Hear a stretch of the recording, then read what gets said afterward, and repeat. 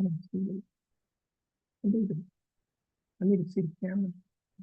So I need to make sure everybody's on.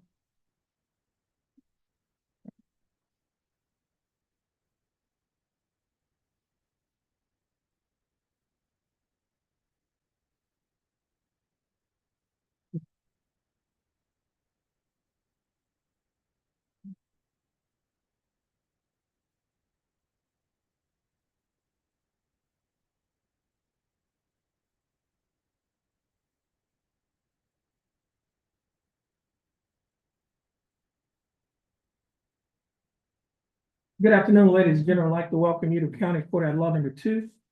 My name is Judge Terrence Holmes, and I'm the presiding judge here in County Court at Law Number 2. You have been asked to come to court today to serve as a juror in a criminal case. The case that we have here is a misdemeanor criminal case. You will be examined for inclusion on a criminal trial. Our courtroom hours vary. They're normally from 9 to 5 p.m. However, it is not uncommon for us to have pretty large dockets in the morning that normally goes to 12, and sometimes like today, it went past 12, almost to 1 o'clock. And so our courtroom hours will be from 1:30 to 5. Whether you are selected as a juror in this case or not, you are performing a significant service which only free people can perform.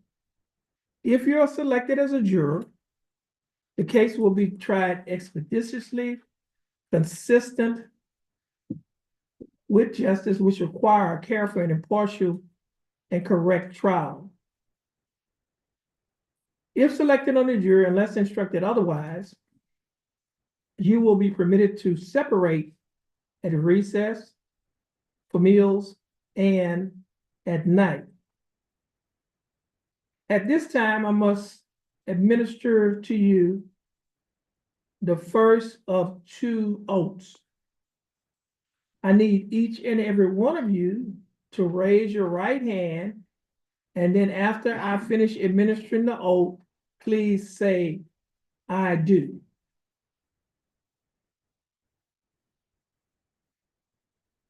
Do each of you do solemnly swear or affirm that you will make true answers to such questions as may be propounded to you by the court or under its directions touching your service and qualifications as a juror, so help you God?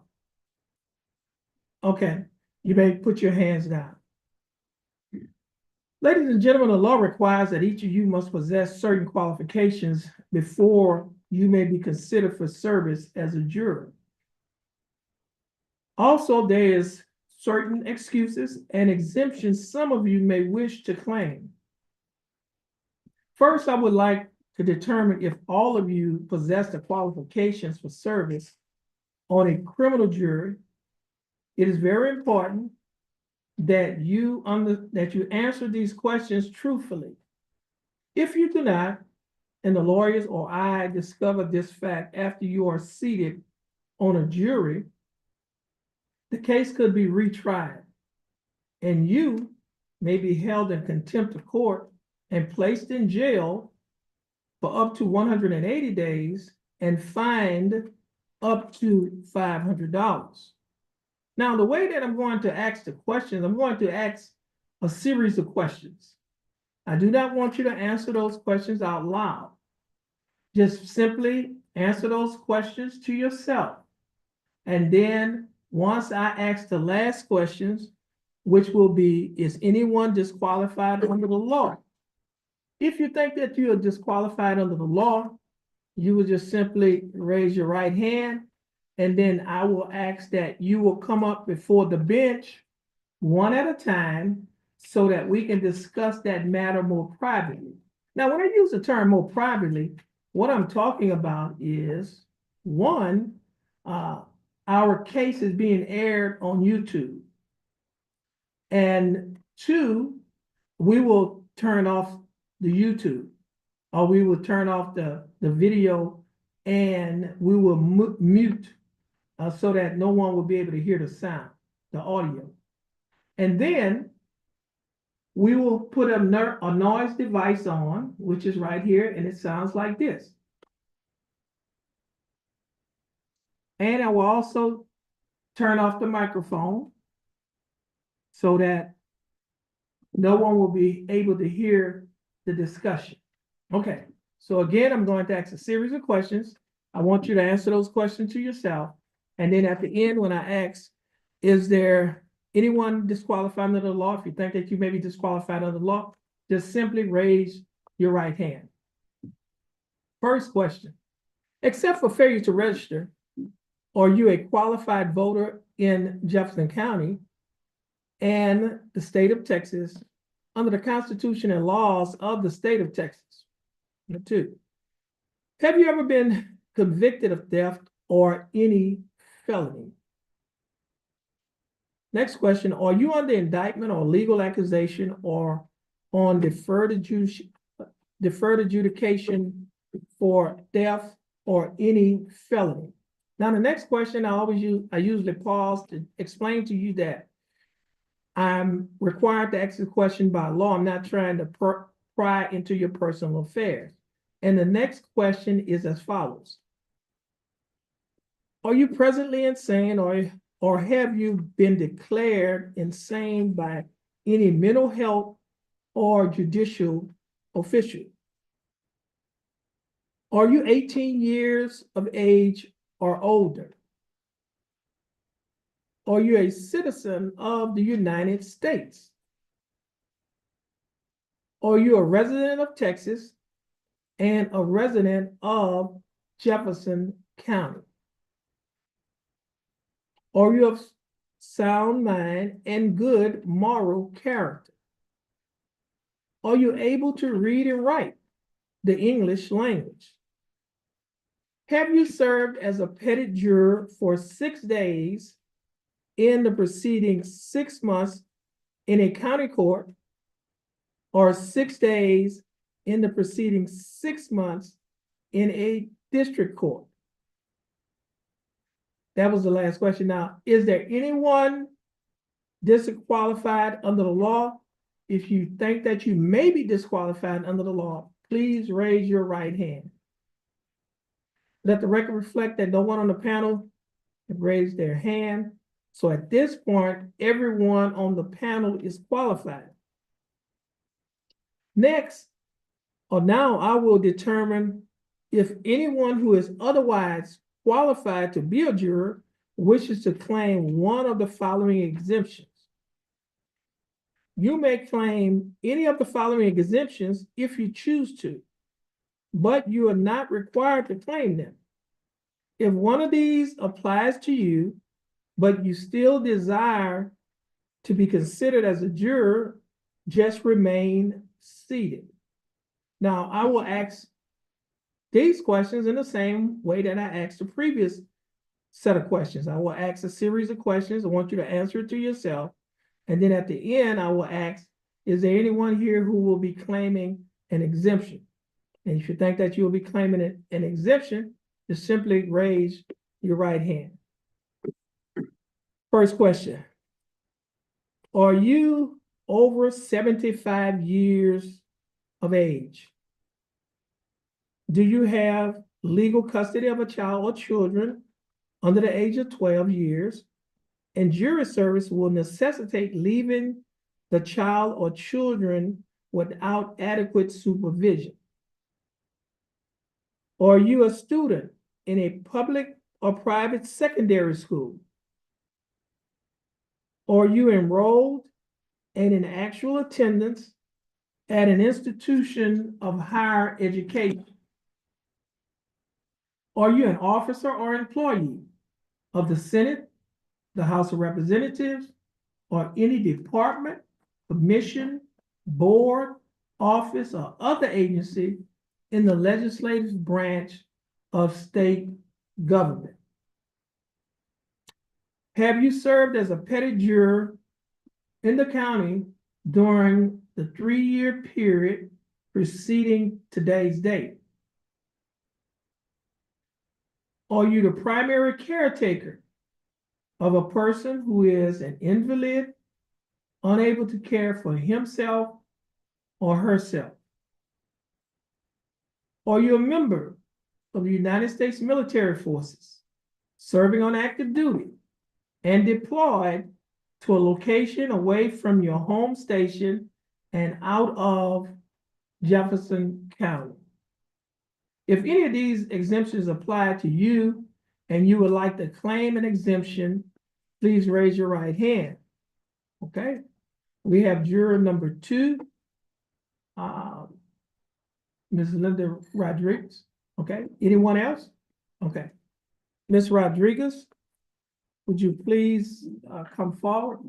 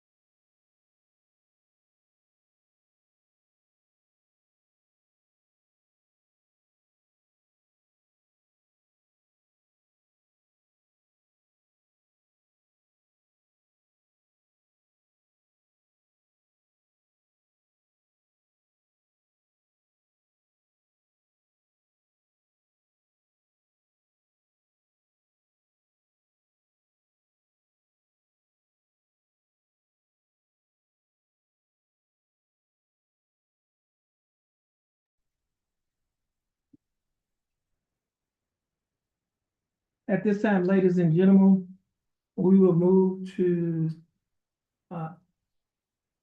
excuses.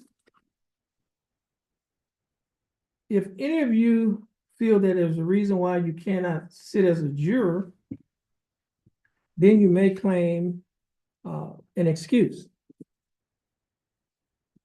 The excuses, I will not ask you questions. I will read 3 statements. And if one of these apply to you, like to claim an excuse, just please raise your right hand, and then we would ask that you will come before the bench. A juror may be excused for observance of a religious holiday upon completing an affidavit as required by the Texas Code of Criminal Procedure, Article 29.012C. A juror may not be excused for economic reasons without the consent of the parties. That is, without the consent of the defense and without the consent of the state. And the final excuse, a juror who, without prompting, articulates an inability to listen to testimony and be fair and impartial may be excused. Is there anyone on the panel who will be claiming an excuse? Let the record reflect that no one on the panel is claiming an excuse. We have no one else who is claiming an exemption, and all the jurors are qualified at this time.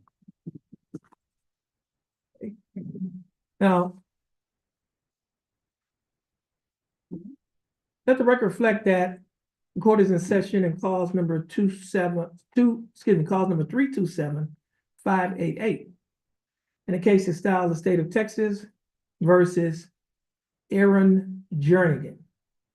Let the record reflect that Mr. Jernigan is present in court at counsel table, sitting with his attorney, Attorney Giles Cole. Let the record also reflect that the state is present by Assistant Criminal District Attorneys, Attorney Haley Simmons, who's sitting first chair, and Attorney Andrew Hubel is sitting second chair. Now, ladies and gentlemen, the court reporter will be taking down everything that is being said. So speak up when you are answering or asking questions. The defendant, Mr. Aaron Jernigan, is charged by information, and I can explain that to you. As I mentioned to you earlier, or if I didn't mention to you earlier, criminal cases are divided into felonies or misdemeanors. Your felony cases are normally referred to as your most serious type of offenses, and your misdemeanor cases are normally referred to as your petty offense. Does not mean that they're not serious. It just means that they may not be not as serious as a felony offense. And when I use the term serious, when I'm talking about the facts of the case and the possible punishment that a person can receive if they are found guilty. Now, in a felony case, a person is charged by what we call an indictment. That's the charging instrument for a felony case. In a misdemeanor case, they're charged by a document that is called an information. Okay? And so in this case, the defendant is charged by information with the offense of assault, which is a Class A misdemeanor. And the range of punishment for a Class A misdemeanor, if a person is convicted, is minimum 0 days to a maximum of 365 days in the county jail, or a fine that does not exceed $4,000, or they could be given both confinement and fine. The state and the defendant, through their attorneys, have the right to direct questions to each of you concerning your qualifications, background, experiences, and attitudes. In questioning you, they are not meddling into your personal affairs, but are trying to select fair and impartial jurors to hear and decide this particular case. If at any time you would prefer not to answer questions in the presence of the panel, just say so, and I will ask you to come up to the bench so that we may discuss that matter more privately. Is the state ready? Is the defense ready? Yes, Your Honor. Okay. Mr. Cole and Ms. Simmons, is 30 minutes enough? Okay. Okay. Okay, Ms. Haley Simmons, the panel is yours, and I'll be keeping the time. You are. Question I love to ask first, who's excited to be here? Nobody? I tell you what, it changes every single time I ask. Sometimes there's a ton of hands that go up, and then there's today, nobody. That's okay. First and foremost, thank y'all for showing up today. Thank y'all for being here. I want to start with, does anyone know myself, co-counsel Andrew People? Does anyone know the defense attorney, Giles Cole? And what about the defendant? No. Anybody know Judge Holmes? No. Okay. We are not familiar faces. Well, thank y'all for coming again. Who here has been on a jury before? Is that why y'all are excited to be here? What's your number? Can you say it out loud for me? Juror number 5. You've been on a jury before? Did y'all successfully reach a verdict in that case? Yes. And John, have you been on a jury before? Go ahead and raise your hand who has, and then go down. And that's Mr. Howell, juror number 8. Did y'all reach a verdict in this case? No? Juror number 9, were y'all able to successfully reach a verdict? Right here. And juror number 13, is it Ms. Clark? Were y'all able to reach a verdict in that case? Here over here, I'll come back to you, I see you. Now we have juror number 15. Yes. Y'all able to reach the verdict? Did I see hands up on the second row past that? Let's go back to juror number 4. Is it Mr. Frederick? Were y'all able to successfully reach a verdict? We were in Hamilton. Agreed. Oh, okay. Got away with that with it, yeah. Okay. So, kind of want to talk a little bit about what you should expect. Those that have been on a jury before, don't know what it's like. We're not trying to pry into any personal affairs. We are simply just trying to see if you're a good fit to be on this jury panel. With that being said, if at any point I ask a question that may seem intrusive, let me know. We can talk in private matter, we can talk separately. Just let me know ahead of time. Again, Judge said it, I'll say it again for the record. We do have our court reporter here. If I call on you and things are getting chaotic, it's supposed to be conversational at some point. Just state your name and your juror number, that way she can clarify for the record, okay? So moving forward. This will work, guys. Okay, so we are here for what we talked about was an assault. This is Penal Code 2201A1. Now, what this says is a person commits an offense if the person intentionally, knowingly, or recklessly causes bodily injury to another. A lot of fancy words up there. Do we all know what those mean? For the most part, right? Has anyone here ever been a victim of an assault? And that's juror number 13, Ms. Clark. Is that something you feel comfortable sharing with me right here? Or would you rather discuss that in a personal matter? I don't want you. Okay. Was it recent? No, it's probably like 7, well, had to be about 9 years ago. About 9 years ago? I'm sorry to hear that. Did you have to go through the court proceedings as a result? Did you ever have to come before the judge and testify in that? No. I'm sorry to hear that. Anybody else? Juror number 16. You as well. How recent was that? September 20th of 2020. Okay, I'm sorry to hear that. You know the date right off the top of your head. It sticks with you, doesn't it? Could you say the same as well? Yeah. For the most part, it's something you have to live with, something you endure. That's juror number 16, Robertson. Okay. Anybody else that I'm missing? No?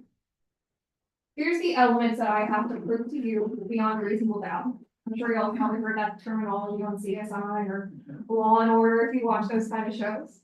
So what I have to prove to you is that the defendant, on or about a certain date in Jefferson County, did intentionally, knowingly, or recklessly cause bodily injury to the complainant. Complainant, victim, y'all might hear me say those terms synonymously throughout this trial, okay? Does everybody understand these terms right here? Bodily injury.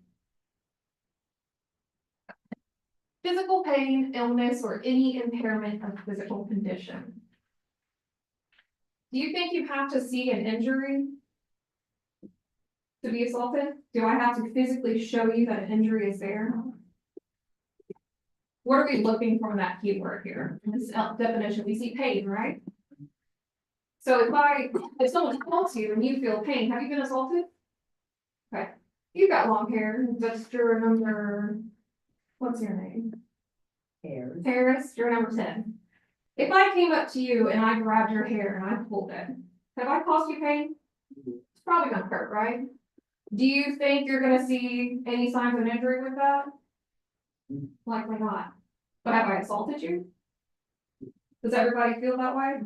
Is there anybody that feels that if they were not able to see an injury, they would not be able to see that the assault has been met? So we all agree that for purposes of bodily injury, pain is sufficient. Illness, impairment of physical condition, do we all understand those terms? Very small, and I apologize, it's a lot to put on a little slide, okay? So I'm gonna kind of read it out to you, I'm gonna focus on the key points. When we talked about the definition, we said intentionally, knowingly, or recklessly. Keying into this intentionally, one is acting with intent if they have the conscious objective to engage in that conduct, or they want to cause the result. Does everybody know when you intend to do something? If I come up and I were to slap you, do you think I have the conscious objective to cause you pain? Would you agree? Juror number one, for knowingly, if I came up to you and I pushed you on the shoulder, you think I know what I'm doing?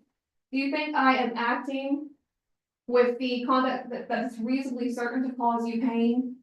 If I push you on the shoulder, I'm pretty reasonably certain that I'm gonna cause some type of pain to you, right? Especially if I come at you with a hard shove. And then recklessly, this one, kind of key in here. You're acting with a conscious disregard that a substantial and unjustifiable risk that some circumstances exist or will occur. Does everybody understand what intentionally, knowingly, or recklessly means in terms of the definitions I provided? Is there anybody that needs more clarification? No, we're quiet. We're supposed to talk. What would you expect to see in a trial to determine whether a defendant is guilty? I'm gonna start picking on everybody. Number 3, and that's Rowan Allen. What would you expect to see?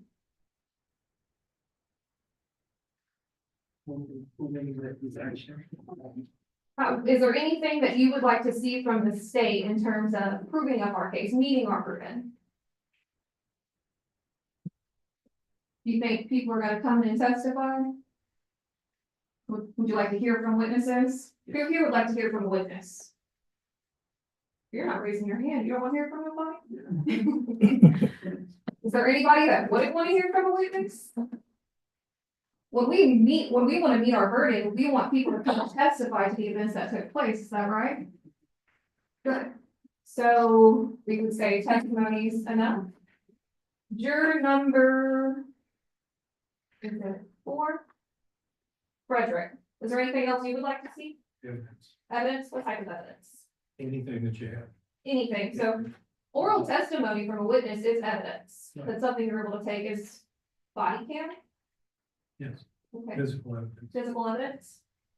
Alright, CSI like we talked about, right? And let's go to juror number 5. Anything else you might want to see? You said, I just want to see something, right? Yes. Okay. Some kind of something that proves that this happened. What about pictures? Want to see pictures of the injury? Suggesting one is visible? And if one wasn't, would y'all be sufficient with just the oral testimony from a witness?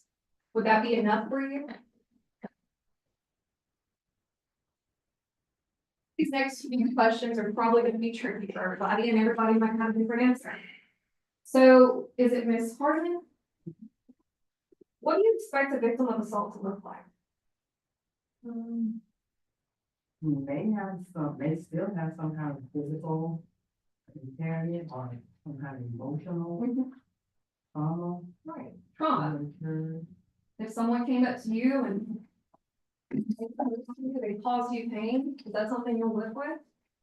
Is it something that might cause you to be in fear and find someone approaches you very quickly?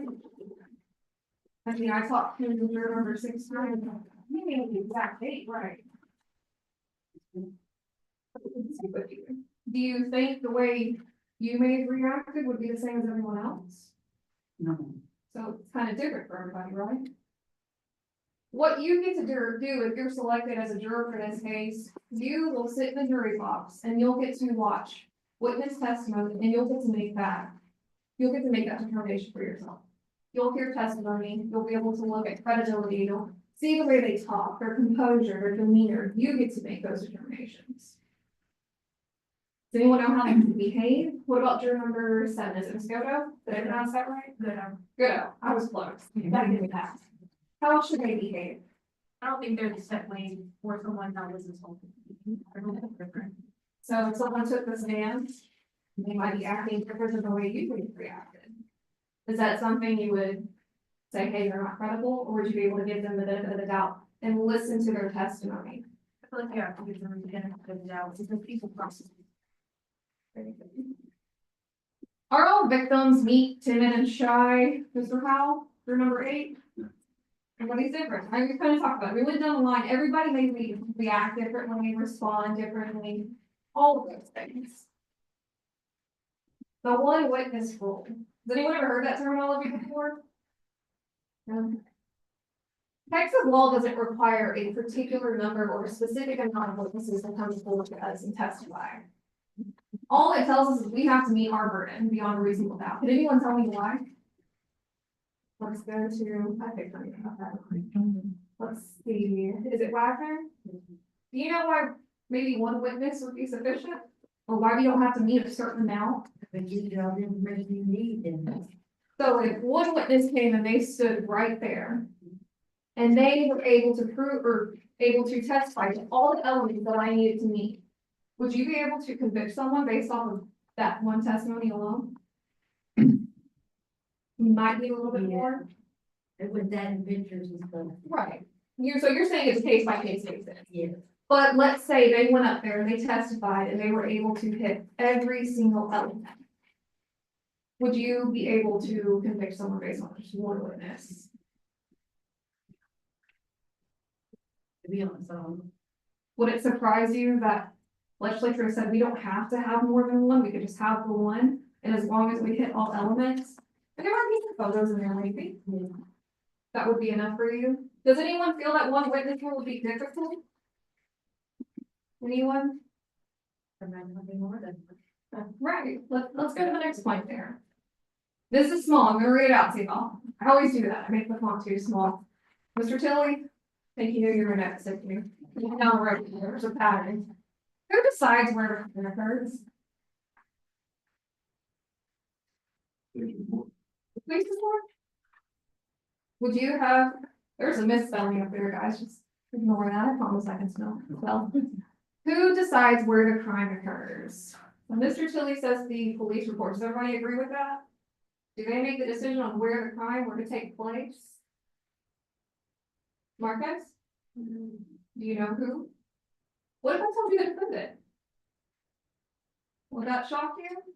If we had one witness, I mean, truly, if someone's gonna hurt someone, do you think my co-counsel's gonna punch me right in front of all of you? They're gonna do it when I might be alone and at my most fragile state, right? Nothing against him, he would never. Who decides? The defendant. Do we all agree with that? Who decides when a crime occurs? And let's go to Ms. Clark. I would say. Who decides where a crime occurs? We've stated that where the crime occurs would be the defendant. Who decides when? Oh, yeah. The same thing, right? Same person. Does everybody agree? They're gonna find a time to strike. Right? Who decides how many people the crime occurs in front of? Let's go, I'm gonna pick on everybody by the end of this. Let's see, 13, Stampa? Am I saying that correctly? It's, Okay. How many people? Who decides that? Who gets to see it? So would that help explain as to why there might just be one witness coming to testify? Does that kind of help break it down a little bit? Does anybody have any issues with that? Does anybody agree with everything here? Again, I'm gonna ask everybody, I'm gonna read out the numbers, okay, because it's really small. If supported by the evidence, how comfortable would you feel finding someone guilty of assault without visible injuries? I just kind of want to get a number here. So we have 1 being very uncomfortable, 2 uncomfortable, 3 somewhat uncomfortable, 4 somewhat comfortable, 5 comfortable, 6 very comfortable. Can everybody get a number in their head? I'm gonna go down the line here. Juror number 1. 4. So you'd be somewhat comfortable if there was no visible injuries. Juror number 3. 5. Juror number 4. Four. 4. Juror number 5. Aye. Number 6. 5, 7. Aye. 8. Aye. 9. 10. 11. 2. 12. Aye. 13. Aye. No, I'm just taking a number here. 15. 4. 16. 6. And 17. 4. 4. I think that kind of goes back to the argument and the questions I asked earlier. Are they supposed to act the same? We all have different ways we see these things, okay? I just want to get y'all scale right there. Now, burdens of proof. Before I show anything on there, who has the burden? Me. There we go. Mr. Number 4. He already knows. He knows the burden's on me. I'm not gonna dig too much into this, but just know in criminal cases, and this is all criminal cases. Beyond a reasonable doubt is the highest burden. Does everybody know that? Or did everybody learn something new today? One thing that'll teach everybody something every once in a while. So reasonable doubt. Texas law requires the state prove its case beyond a reasonable doubt. Now, with that being said, it doesn't allow me to give you a definition. I can't say this is beyond a reasonable doubt. Boom, boom, boom, kind of way I did with intentionally and knowingly and recklessly. That is your determination and yours to make alone. Now, it's not beyond all doubt, and I want to key in on the parentheses here. It says that would require you to have been there. That makes you a witness. I think we have an issue. Do you remember 17? Yes, I have a bad back. 6. Okay. Judge, is there any way we can accommodate him, or? Do you need to stand up? Yes. Okay, that's. That's fine. Okay, I'm sorry. Yeah, I only sit for so long. You're comfortable now? Okay, good. So it's not beyond all doubt.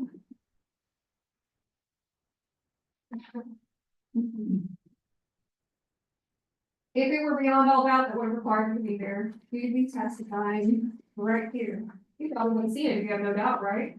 You'd probably be a witness. You would have received a subpoena by now from me. Now, let's move forward. Not beyond a shadow of a doubt. This is not CSI. This is not Law and Order, guys. Beyond reasonable. And the best way to explain it, this is my favorite part. You'll know it when you see it. Who likes that? Anybody? And see, Judge, different than 16, you like that answer, right?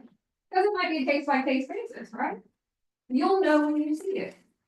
All you need is common sense. I know. So state's burden of proof beyond a reasonable doubt, common sense. It's the standard for all criminal trials in the US, not impossible to meet. And it applies only to the elements. Now, those elements are what we talked about at the very beginning. On or about the defendant, on said date, cause bodily injury. Does everybody remember these elements? If you're selected as a juror, you'll still see those, okay? And everybody sees little puzzle pieces, no it's difficult. Now that everybody knows their puzzle pieces, can you see that? You wouldn't be able to make out a picture with that, right? And anybody? It'd be impressive if someone said yes, it would honestly be your first. Can you see it here? Light might be a little bad. You can? Juror number 16. Were you able to make out what that picture is? No, ma'am. Okay. What about juror number 17? No? The lighting, right? Can anybody make out what that puzzle is? Juror number 12, Marquez. What is it? It looks like a gun. Looks like a gun, right? Are all the pieces there? No. No? No, I didn't see it. I'm sorry, guys. The lighting sometimes doesn't work in my favor. So we have these missing pieces, and it's the same as a trial. Evidence provides the pieces to the puzzle, and you're not gonna have every piece. Do you think when someone has the ability to control where the crime occurs, when the crime occurs, who sees it, that I'll get everything I need? No. And that kind of goes to that question. Can anyone not tell what that is? Which, you know, the lighting says that answer for us. Here we go. Will anyone require the state of Texas to remove all doubts of the defendant's guilt? Will anybody hold me to that higher burden? No. Presumption of innocence. Who's heard this term before? Saw juror number 4, raise their hand, juror number 15. Can y'all tell me who has the presumption of innocence? The defendant. Very good. Oh, got a little ahead of himself there. So what that means is I have to prove each and every element beyond a reasonable doubt. So as I'm sitting right here and we've learned that the defendant has a presumption of innocence, he's not guilty today, is he? Good. And nobody would expect him to be already defined as guilty, correct? Good. So with that being said, we know the burden rests on myself. Subpoena power, the defendant has that right. They have the right to discovery. They have the right to trial. They have the right not to testify, and they have the right to defenses.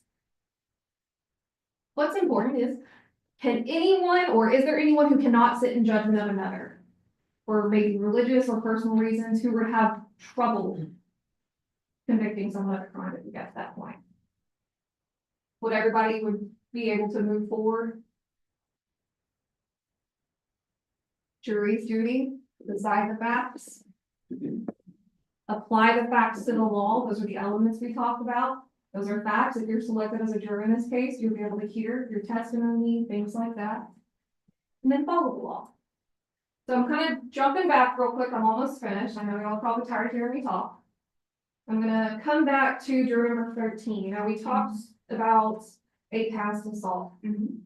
Would that have any effect, or would it affect your ability to be impartial or fair and impartial in this jury? Would you be able to be fair and impartial? I would be very much. Okay. I'm gonna come to juror number 16. Having said that you have been the victim of an assault, would that affect your ability to be fair and impartial in this case? No, ma'am. It wouldn't. So you would be fair and impartial? Okay. And juror number 17, I have to ask, I know you said you have back problems, is that right? I'm sorry you're uncomfortable. I wish I would do, but would that affect your ability to sit as a juror on this case? I think so. It would, okay. We'll bring you back in separately for that, okay? It's the last time you're gonna get to talk to me. All right, let's talk to you.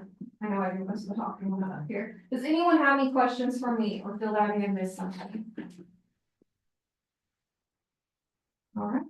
With that being said, if you're selected as a jury in this case, I look forward to presenting it to you. Thank y'all so much. Mr. Cole?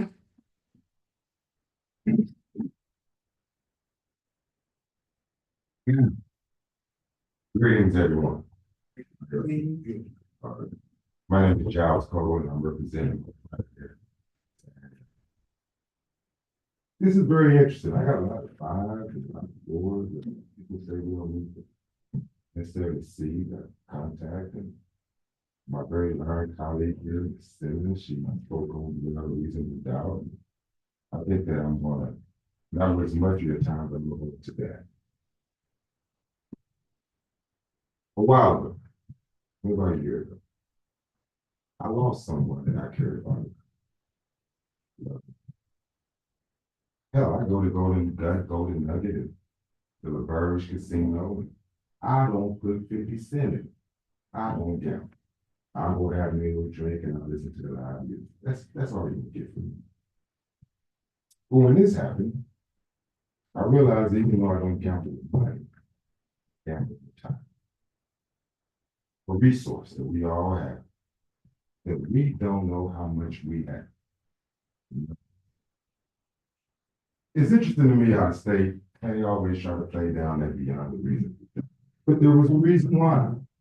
There was a reason why the founding fathers, and you read the Federalist Papers, if you go through our great Constitution, why beyond a reasonable doubt is the highest burden. Because it is that resource, time. Judges told us they give him a year in jail. The judge can't tell us how long he has left. Neither can my cop. And if either of you can tell him how long he has left to live or how long his mother has to live, could you please see me after we're done with this? No one knows. So when you talk about beyond the reason, I love Elon Musk. He's all the way in Mars right now. We ain't not too long ago, they had UFOs flying over the country by the hundreds, said they're bigger than cars. But yet the government, and if anybody can prove me wrong, I haven't had one government come out and say, here's ET. Show me ET. That is beyond a reasonable doubt. We got all the circumstantial evidence. They got stuff landing down there in Egypt. Stuff flying everywhere. The Navy and Air Force talking about, look at this. It's it's breaking all laws of gravity. But no one come out and said, here's ET. Proof. Beyond a reasonable doubt. Now we can pinch ourselves. That's proof. We know we're here. So I don't want you to allow the state to tone down or lessen that beyond a reasonable doubt. Because when you're gambling with somebody's life, with their time that they have on this planet, he's owed it, just like you if you were sitting over here, to prove every element. Contact, the intent, all of it. Not one part of it, all of it. They can't just do 3 out of the 4 elements. They got to prove each one beyond a reasonable doubt. Mr. Terrence, is that what I said? You're a police officer. Were you once a police officer? Or not, I work in the prison system. Worked in the prison system. Okay. Oh, you work in prison. You are. Witness a lot of bad things. That. If you think anybody needs to be there, they don't belong to be there.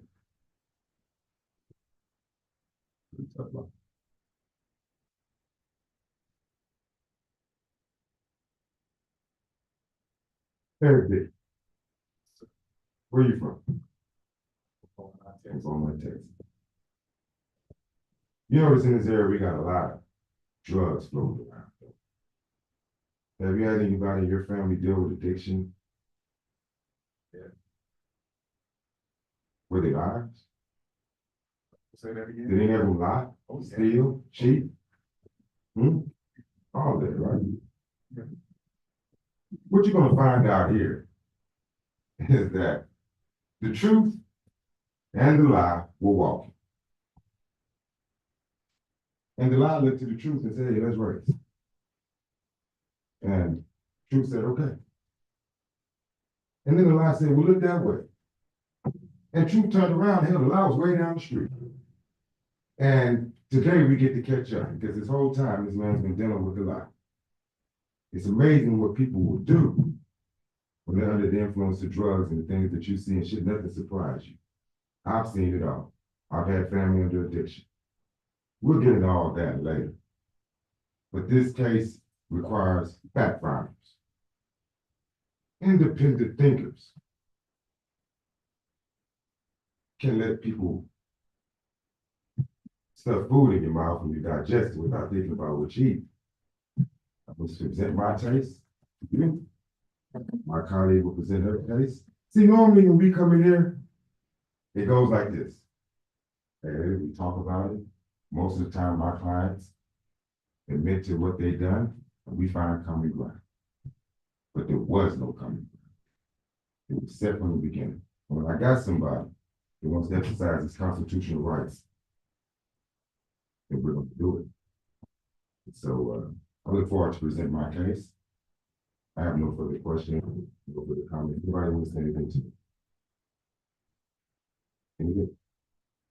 Or to see. Thank you. Yes. Ladies and gentlemen of the panel, both the state and the defense have finished asking questions in the open. Now, what we're going to do is allow you to go back out into the hallway, and we may call some of you back in individually to go over some additional questions that the attorneys may have for you. So at this time, you can stand and you can go out either one of the 2 doors.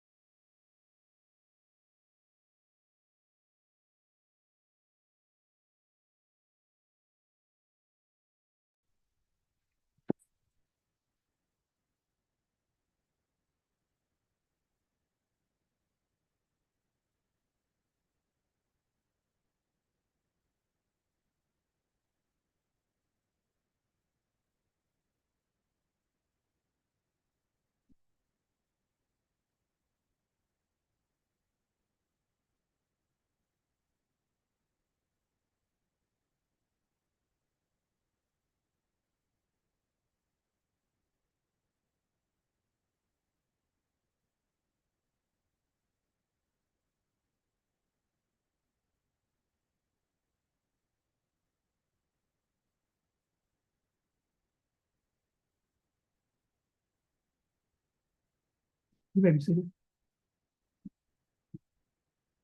You're missing, oh, number 13.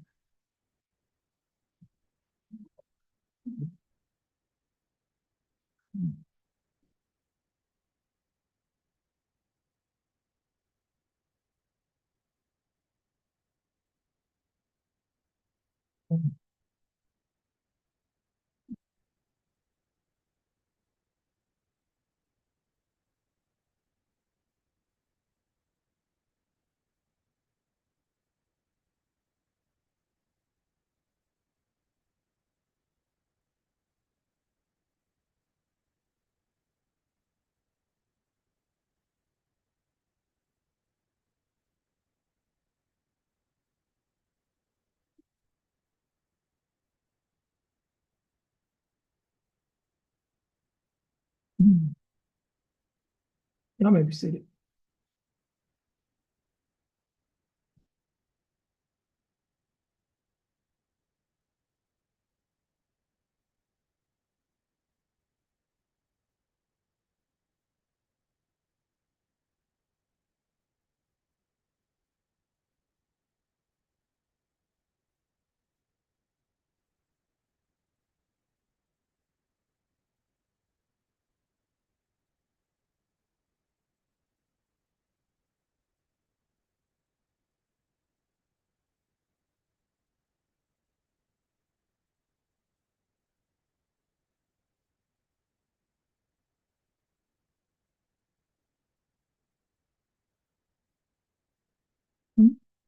Did you see her?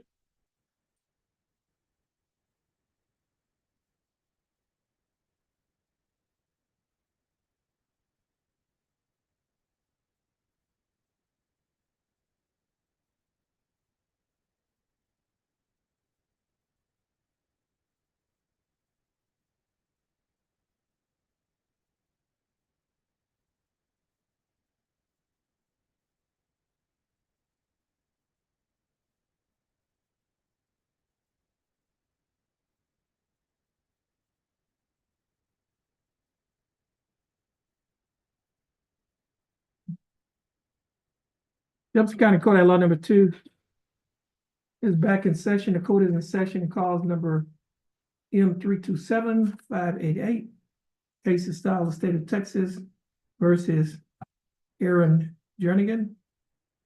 Let the record reflect that state is present with Assistant District Attorneys Haley Simmons and Andrew Hubel. Let the record also reflect that the defendant is present with his attorney, Mr. Cole. Let the record also reflect that the panel is now present and seated in the courtroom. State, are you ready? It's ready, Your Honor. Defense, are you ready? That's right. Okay. You may be seated. Ladies and gentlemen of the panel, when your name is called, please go to the jury box, and at the top of on the counter, there's some badges. You're gonna pick up a badge that says juror, and then when you get into your seat, you can pin that badge on you. So at this time, Ms. Linda Segura, our coordinator, is going to call the names one at a time. Julie Weiner, Julie Weinert, please. Barbara Mortimer, Barbara Hardeman, Betty Goodo. Betty Goodell, Miranda Harris, Miranda Harris, Angela Wagner, Angela Wagner, Celeste Marquez, Celeste Marquez.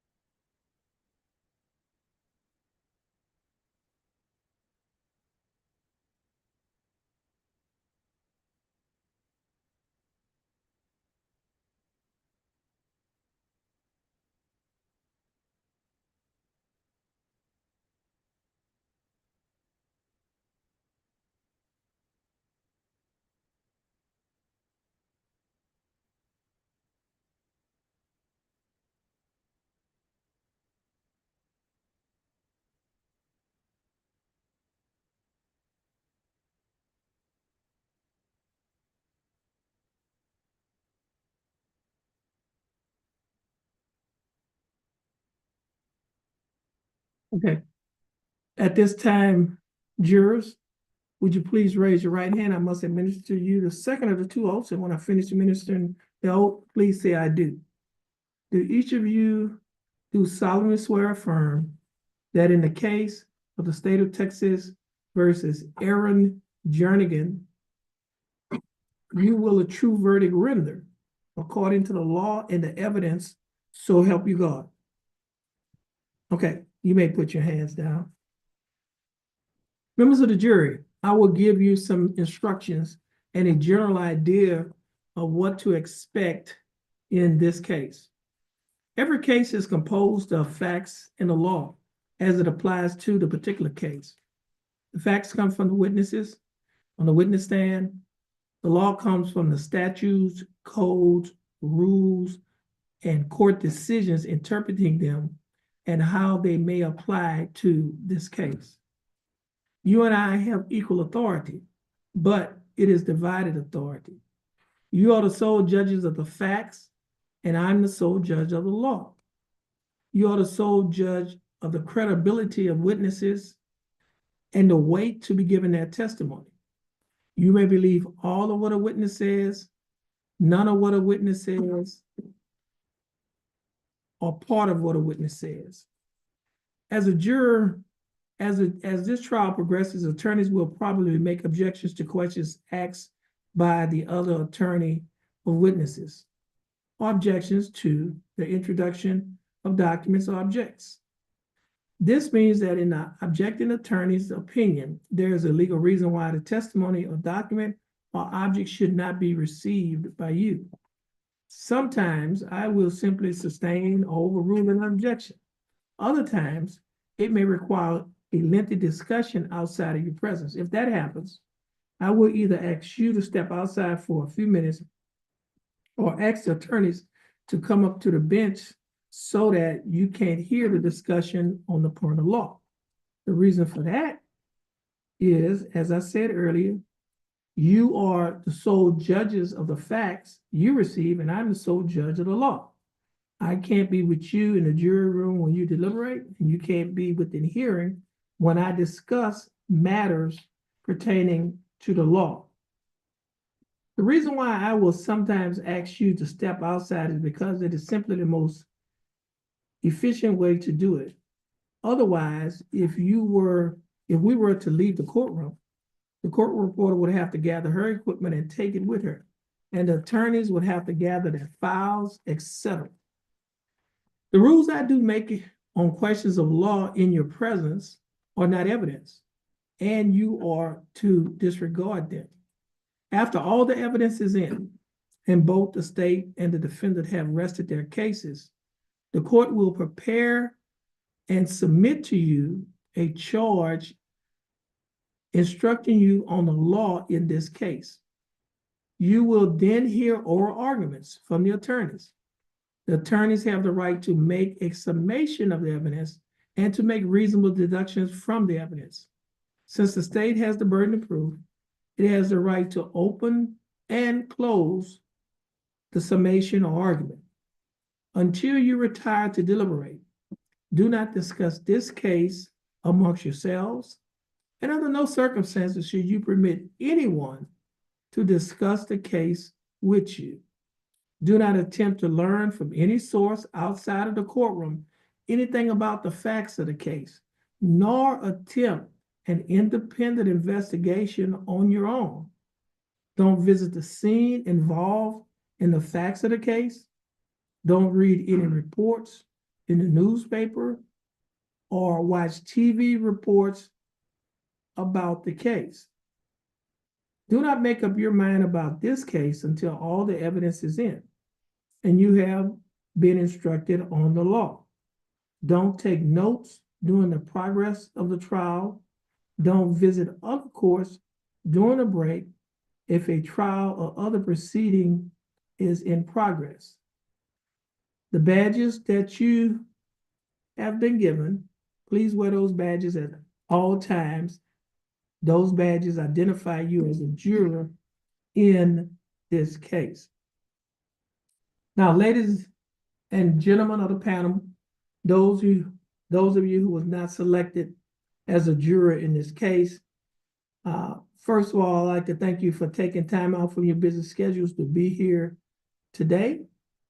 I would say to you that you did not waste your time by coming here today, because in a misdemeanor case, we only have, or any case, we only have a limited number of jurors that are required to be seated by law. Now, anytime that you're in the area of County Court at Law Number 2, please and come have a seat in your courtroom. And I know that when you came here this afternoon, you saw my name, Judge Terrence Holmes, over the top of the door, and you probably said to yourself, this is Judge Holmes' court. I'm in the right place. Well, this is not Judge Holmes' court. I'm only the presiding judge here in this court. This is your court, because this courtroom belongs to the citizens of Jefferson County, and you are the citizens of Jefferson County. So anytime you're in the area of County Court at Law Number 2, you can come and have a seat in your courtroom. Now, you can sit in the area that you're sitting in. We call that the peanut gallery, but it does not mean that you can bring peanuts in here and eat, because this is not the Texas Roadhouse. But you can come have a seat in your courtroom and see what goes on in Jefferson County, and I guarantee you that you'll find it very interesting. Now, this will conclude your jury service. Now, the bailiff will give you some letters. If you would like to drop us a line, please do so. If you have any questions that need to be answered, our district clerk's office is right across the hall. You can go right across the hall, and they should be able to help you with whatever you need. Now, this case, as I mentioned to you earlier, is airing on YouTube. So if you'd like to keep up with the progress of the case, you can watch it on YouTube, or you can come and have a seat here in the courtroom if you would like to watch it, because all trials and proceedings by law in the state of Texas are open to the public. So before you leave, normally I usually give everyone a handshake, but we still have COVID, norovirus, and some other things in our environment. So at this time, I will give each and every one of you what I call an air handshake. So at this time, air handshaking everyone that is on the panel. And thank you for being here today. And you are excused, and every one of you have a blessed day.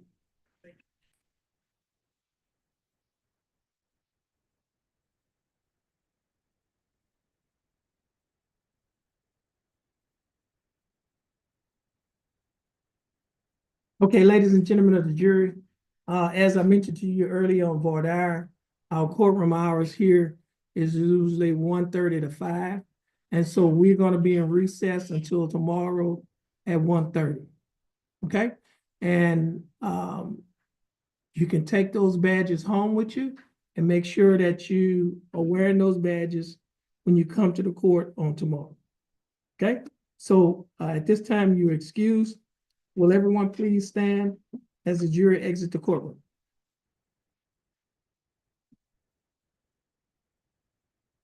And you're going to have a seat right out there in the hallway when y'all come back tomorrow.